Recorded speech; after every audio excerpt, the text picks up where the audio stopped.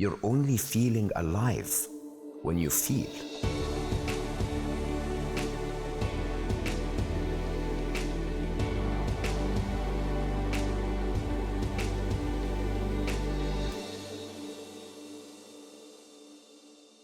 Welcome to Joy to the World with Mo Gawdat. Today, the first episode in our Master's Class series, we're going to talk about suppressed emotions. And what is that all about, suppressed emotions? Oh, that is one of the biggest symptoms of our modern world.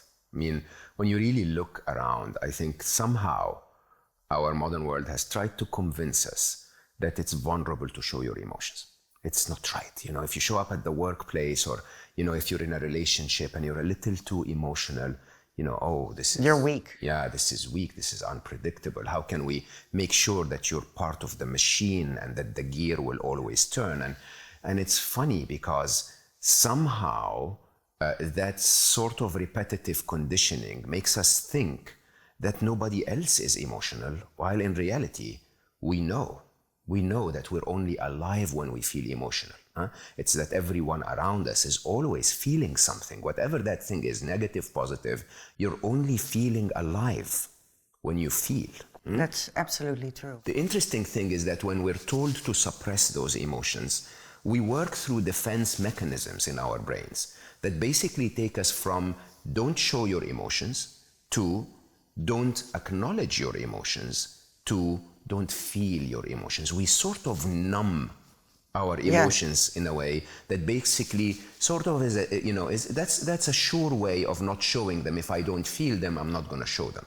True. Now that suppression of emotions works against us in so many ways. It works against us because it's not us to start with. So you're like a boiler that is, you know, a pressure cooker, as they call it, that is boiling slowly but increasing the pressure constantly until one day you're either in burnout or in depression or you explode in an uncontrollable way. It's not because of that one last trigger, it's because of the time that you spend suppressing those emotions. That's number one.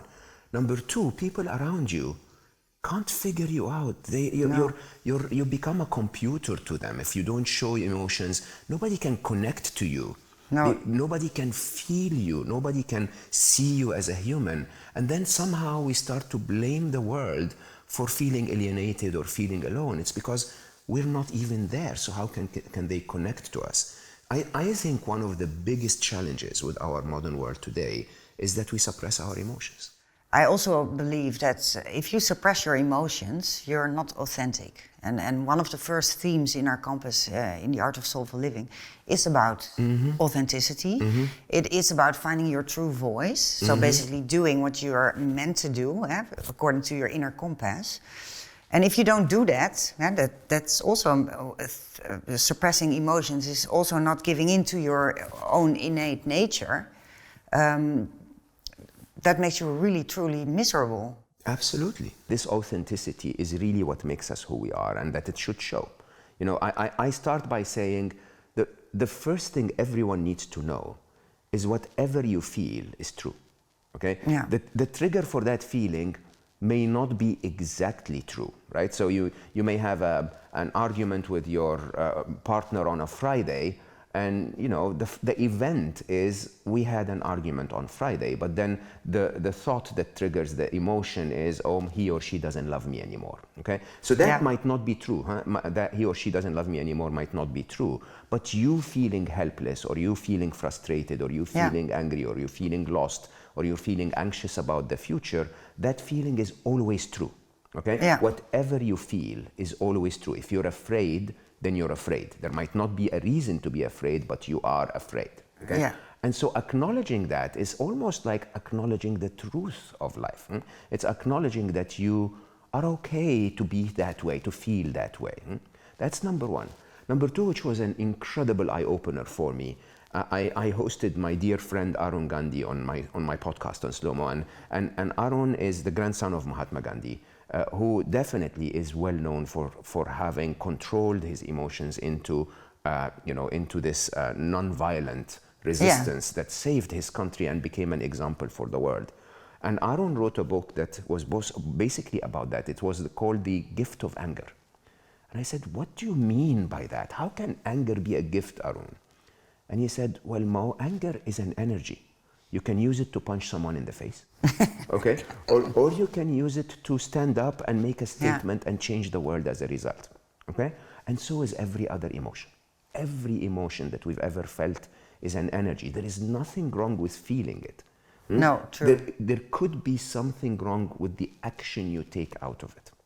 And if you can take that energy and embrace it fully, and then decide to direct it in a direction that's good for you and others, then you're full of that drive, passion, if you want, to be authentic as you deal with the world, and at the same time to be able to make a difference to the world because you have that little bit of extra energy that allows you to do things with more commitment, with more authenticity, and with more engagement.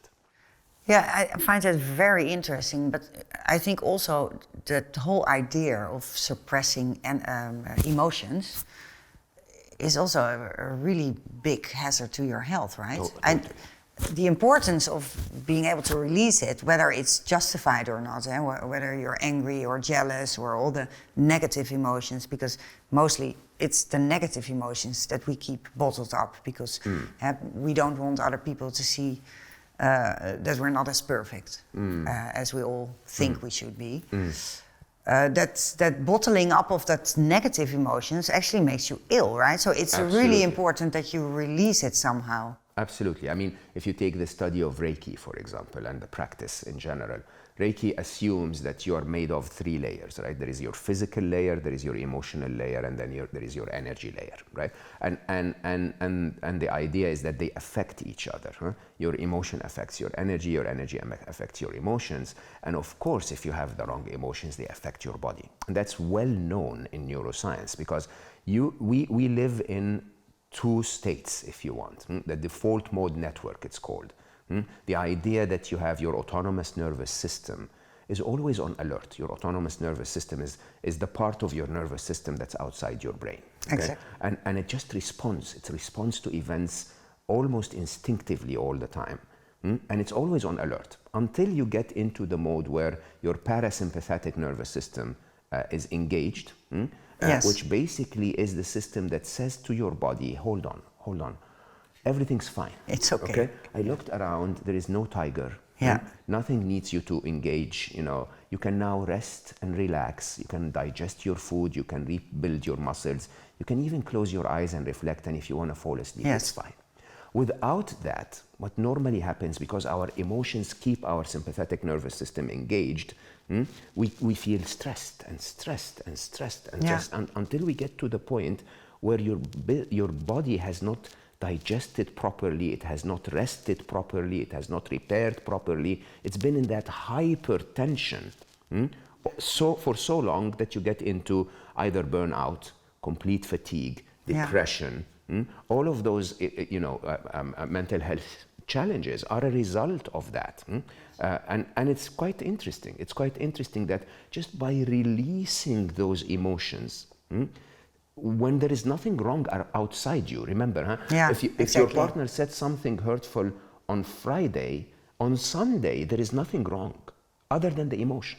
Okay? So if you manage to release that emotion, if you can manage to let it out, if you manage to acknowledge it, if you manage to embrace it, somehow that pressure goes away, and then you go like, okay, now I understand what's wrong with me physically. I can now rest, and I'm going to do something about it in the evening. So it's basically first acknowledging that you have certain emotions, because the moment you acknowledge it, you actually label it, and that makes it maybe easier to let it go or to not pursue it in unnecessary action. Absolutely. Now, how would that impact the world? Oh, big time. I mean, first of all, it impacts you, right? And everything that impacts you impacts the world. If you're in flow, 2 things happen. One is, as I said, you feel easier, you feel more attractive to people, you feel more authentic to people. So people flock to you. People come closer to you. They feel your authenticity, which makes you happier, but also makes them safer, makes them feel connected, makes us together as a society able to communicate. Listen to this. beyond our cerebral side. Huh? We somehow have got caught up in just talking to brain. Do you remember that time where you sat next to a friend or to a loved one and you didn't say a word? And that emotion, that connection was what made us happier, okay? I think we need to have more of this in our world. And the way to have more of this in our world is to change the conditioning that the world has given us, that we're not supposed to show our emotions. But that's a huge task, though. It starts with finding those who will embrace you and support you. It starts with those who are your support network, who will open up and welcome your emotions, and then grow that network slowly. Years of conditioning, years of learning that we need to unlearn. It starts with your awareness, and then your conviction that emotions are not a bad thing. No. And then by sharing and connecting to others, so that not only you become happier, but the world around you becomes a tribe that loves you and connects to you because you're authentic and you're mindful, and they can see who you really are. You're not alone, but you're also not meant to be alone. You're meant to be with others. That's so important. There was a study done around who are the happiest people in Bhutan. And one of the common threads across all of them, without exception, was that the happiest ones always had a support network around them. Yeah, okay? Exactly. And that support network were people that would go out of their way to listen and connect to them if they needed them. Then they went and took that support network. So let's say Dagmar has a support network of 5, and that's why she's happier. Exactly. Then they would go to the 5 and ask them, and every one of the 5 would have a support network. Okay? So it's spreads. So beautiful as it spreads. Huh? Yeah. Those who believe that, yes, I can connect to other humans and that connection can give me the support I need as a human, not as a machine, then they propagate that, and then all of us can actually share and connect around the ability to be open and around the ability to talk beyond just words, but also with emotions. That really sums it up wonderfully. It starts with you, then you share it with your tribe, and your tribe expands to, well, hopefully the world. The whole world. Joy to the world. Yeah. That's where we are. Yeah. Thank you so much for this lovely enlightenment on this topic. I hope you liked it just as much. In the next episode, Mo and I are going to talk about femininity. Hope to see you there. Thank you. Thanks, Mo.